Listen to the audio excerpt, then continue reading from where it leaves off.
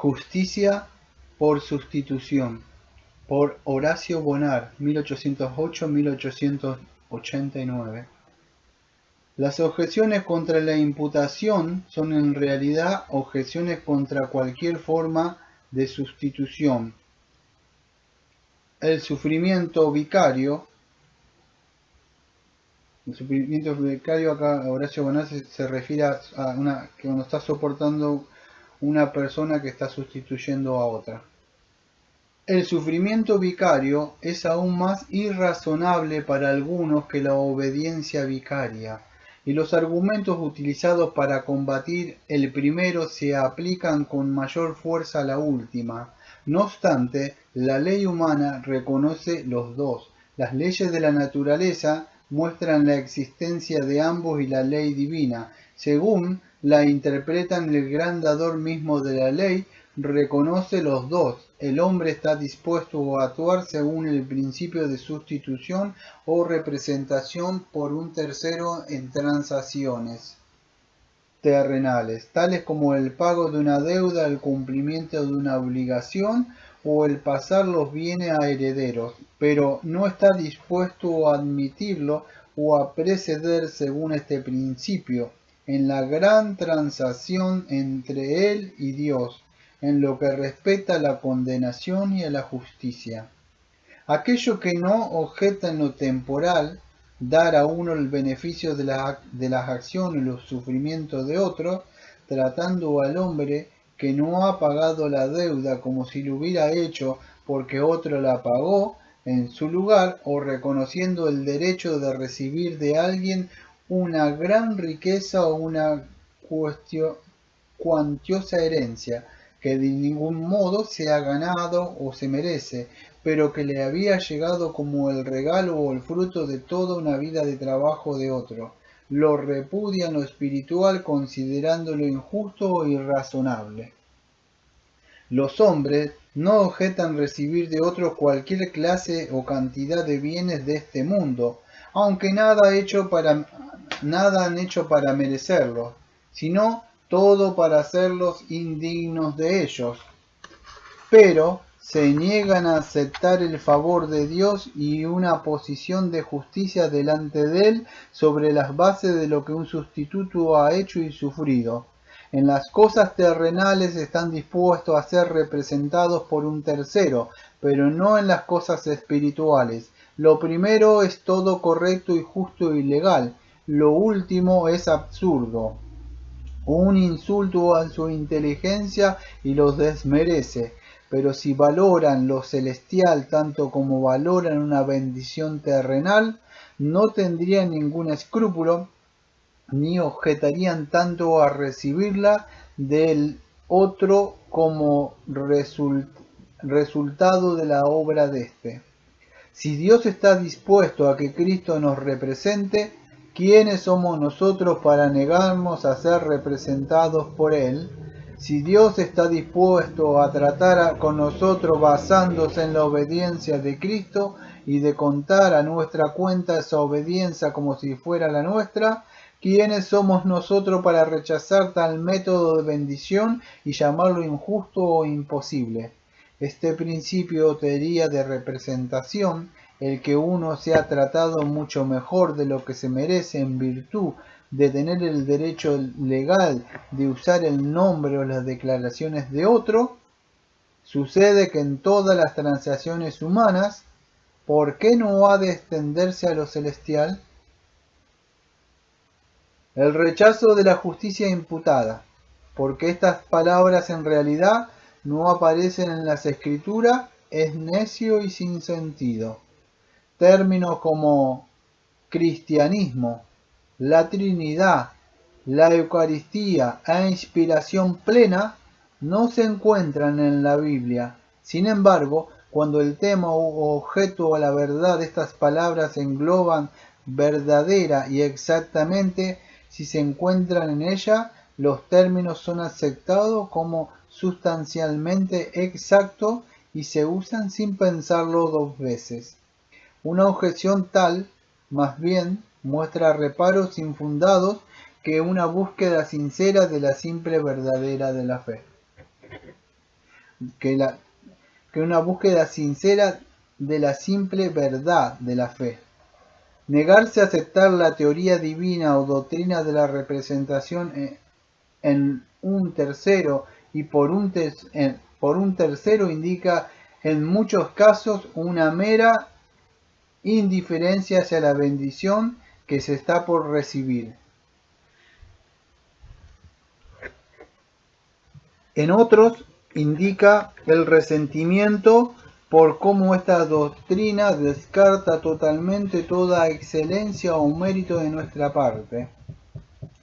Los hombres se ganarán el reino por sí solos, merecerán la vida eterna, no aceptarán perdón ni justicia libremente de manos de otro, ni le deberán nada a un sustituto por lo que, según han sido convencidos.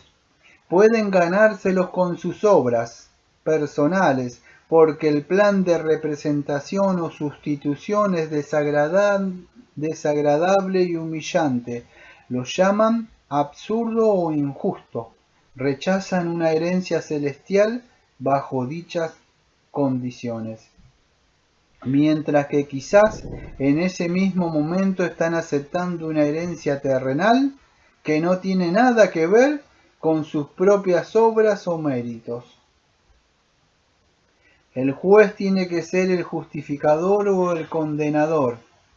Ese juez es el Señor. Su cargo es condenar, su cargo es justificar. No condena infundiéndole pecado a la persona que aparece ante él de la misma manera, no justifica infundiéndole justificación al pecador a quien absuelve. Es como juez que absuelve, pero no meramente absuelve, va más allá. La manera maravillosa como ha cumplido con los requisitos de la justicia a fin de facultarlo para pronunciar una absolución justa, lo faculta para volver a colocar en su antigua posición de inocencia o en una más elevada al pecador a quien absuelve tan libre y tan completamente. Es por medio de la representación o la sustitución del justo por el injusto que le da la facultad de absolver, y es por la misma representación o sustitución que eleva al absuelto a una posición más gloriosa. Siendo el Hijo de Dios el representante o sustituto y por lo tanto de dignidad infinita, la excelencia de lo que es y hace, cuando es traspasada o contada a otro, le da al otro el derecho de ser tratado mucho mejor de lo que hubiera podido disfrutar de una manera distinta, en una circunstancia diferente. Desde el momento que cree, el hombre que cree en Jesucristo no sólo recibe la absolución divina de toda culpa, sino que pasa a ser legalmente poseedor de la justicia infinita de Cristo. Y todo lo que esa justicia le da derecho a tener pasa a ser de Él. Y de allí en adelante es tratado por Dios según la perfección del perfecto, como si esa perfección fuera de Él mismo. Pues, como Él es, así somos nosotros en este mundo. Dice 1 Juan capítulo 4 versículo 17. Eso es, aún ahora en nuestro estado de imperfección, siendo de labios impuros y morando en un pueblo de labios impuros. En otro lugar está escrito, ahora pues ninguna condenación hay para los que están en Cristo Jesús. Romanos capítulo 8 versículo 1. No solo somos liberados de la ira venidera, leer 1 Tesalonicenses capítulo 1 versículo 10. No solo no vendremos a condenación, Juan 5:24 leer. No solo somos justificados por lo que es todo aquel que cree, referencia a Hechos 13:39, sino que somos hechos justicia de Dios en él, de referencia 2 Corintios 5:21. La transacción no es la de un préstamo. La perfección que recibimos nos es dada,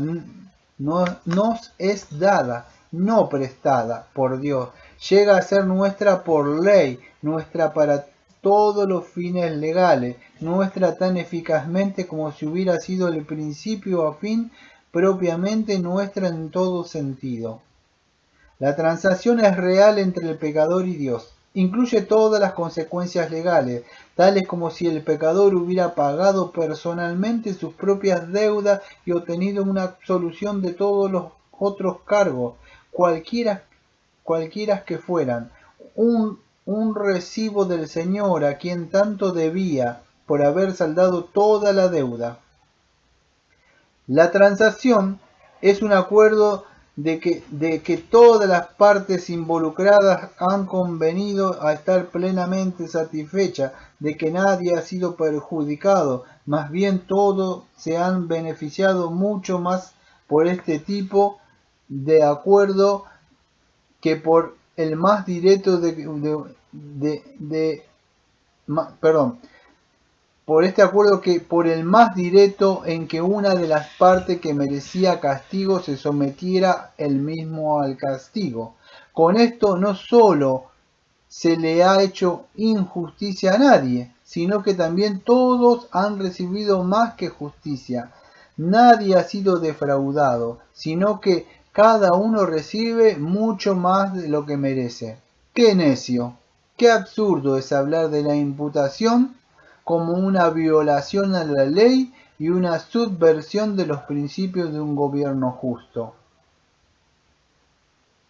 La transacción no es una indiferencia al pecado, ni que trata de erradicar la distinción entre justicia e injusticia. Es una que entre todas las que uno pudiera imaginar es más apropiada para demostrar la maldad de la maldad, la malignidad del pecado, el aborrecimiento divino hacia toda desviación de la perfección, del valor que Dios le adjudica a su ley, de su impotente apreciación de la justicia y su determinación de conseguir a cualquier costo, aun la muerte de su Hijo, los fundamentos justos del universo y la santidad de su trono eterno.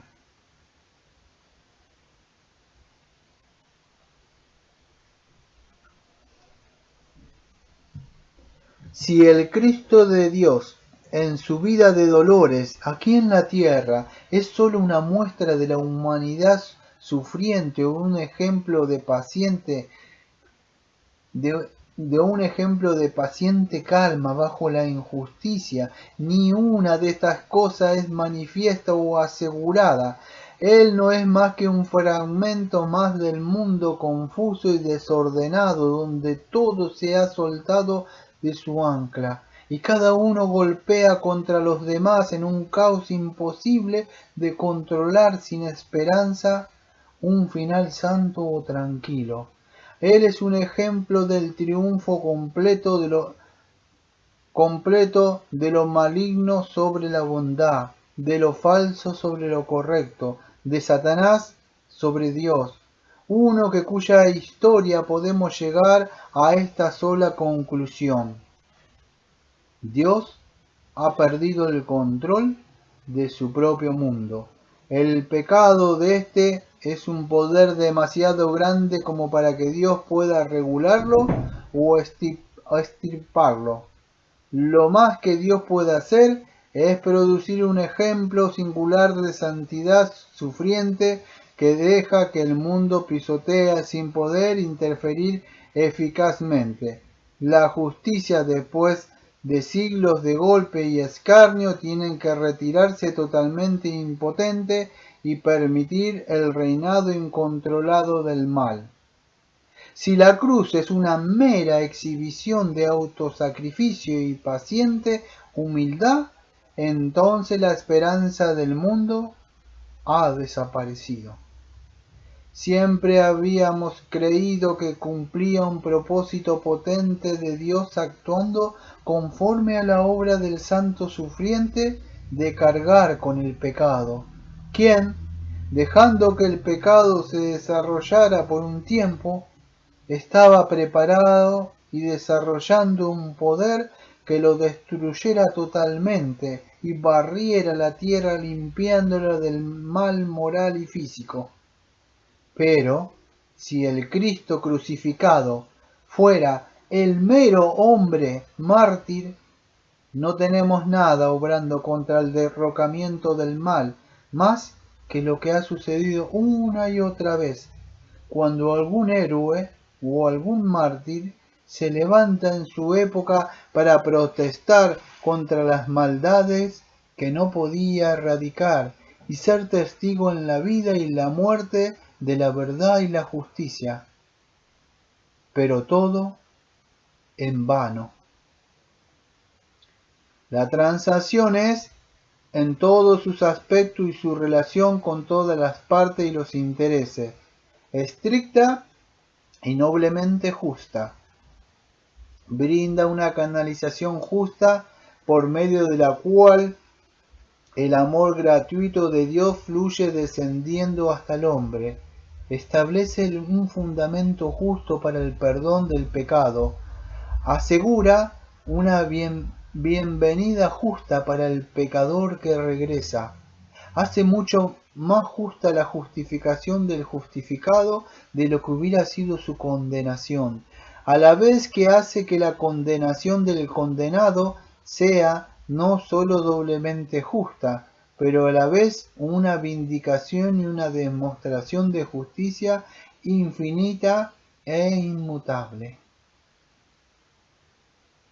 No puede haber justificación sin algún tipo de justicia, y según la naturaleza o el valor de esa justicia, será la justificación. Inevitablemente, la justificación contribuirá al valor de la justicia que justifica. Si la justicia es pobre y limitada, nuestra condición como hombre justificado continuará siendo la misma. Si es gloriosa y divina, así lo será también nuestra condición. Dios, el justificador, actuando según la excelencia de esa justicia y reconociendo su demanda en beneficio de todo aquel que consiente en ser tratado de acuerdo con su valor, trata con cada creyente, aunque la fe de éste sea débil. En conformidad con lo que esa justicia demanda, podemos pedir y esperar todo lo que puede demandar a favor nuestro, pues indudablemente Dios lo concederá. Aquellos que, creyendo, damos nuestra autorización para que nos represente, conseguimos que presente la demanda a favor nuestro en su nombre, y las demandas de ese nombre son tan justas como irresistibles. Nuestras responsabilidades como transgresores de la ley son transferidas a Cristo, y sus demandas legales como cumplidor de la ley nos son adjudicadas.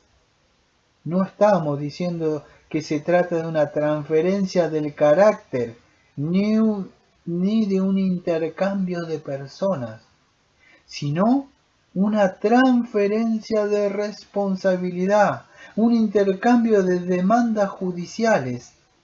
Aquí está nuestra bancarrota total y la plena liberación de Dios. ¿Qué puede hacernos la ley después de esto? Dios es el que justifica, dice Romanos capítulo 8:33. Estamos en bancarrota, no tenemos ni un bien. Dios considera el caso, se complace de nosotros y liquida nuestra cuenta.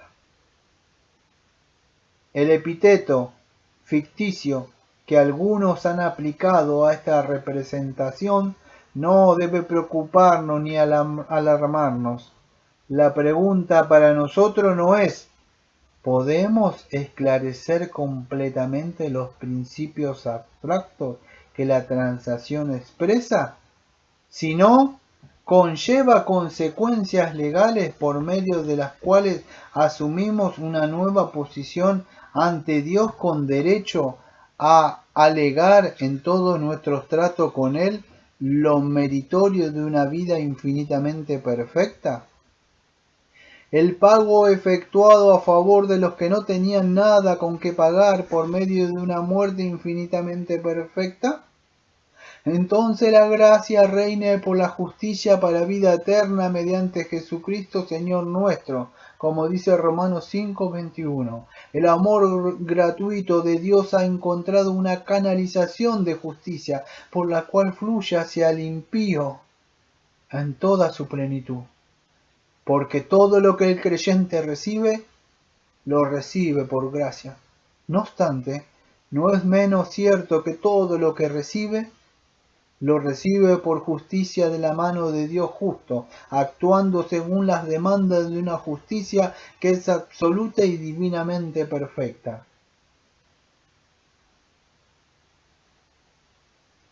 Aquel que rechaza ser representado por otro ante Dios, se tiene que representar a sí mismo y acercarse a Dios para defenderse sobre la base de lo que él mismo es o ha hecho.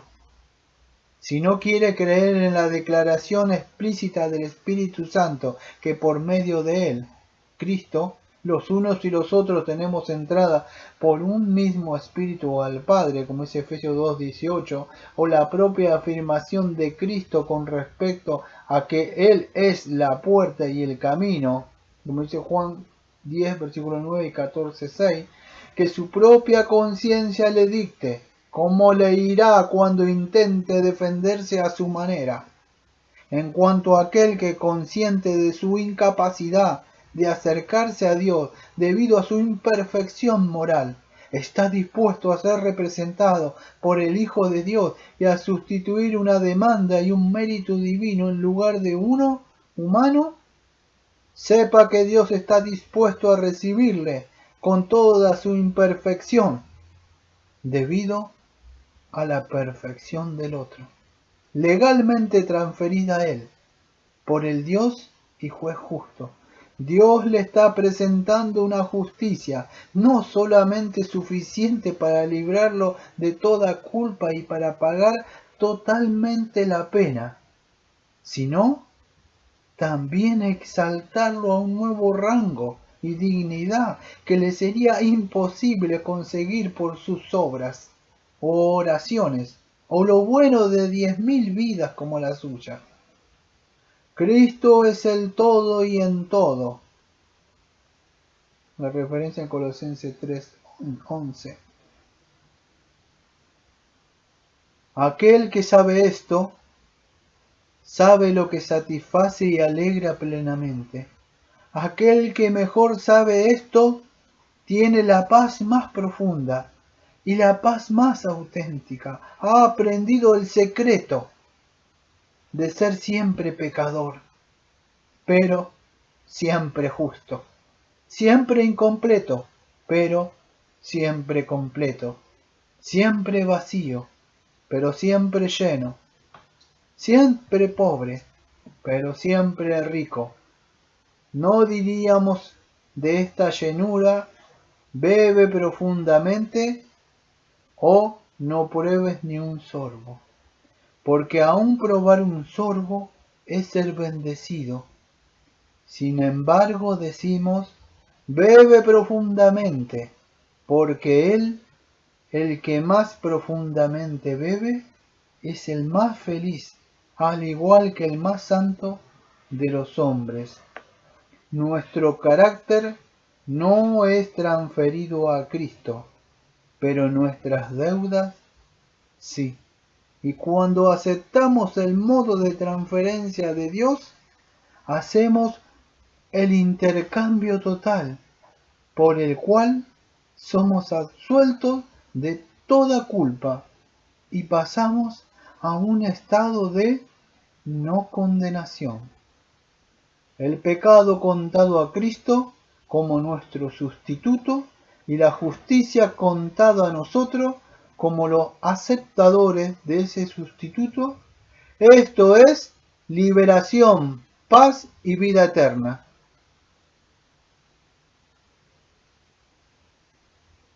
Por Horacio Bonar. Vivió en el año 1808 al 1889. Fue un pastor presbiteriano escocés cuyos poemas, himnos y tratados religiosos eran muy populares en el siglo XIX. Sus 3 series de himnos de fe y esperanza, desde 1857 a 1866, dio a conocer himnos que todavía se siguen cantando y se siguen traduciendo en nuestro idioma, como Oí la voz del Salvador y Cara a cara, yo te miro aquí, y Mirad el gran amor, nacido en Edimburgo, Escocia.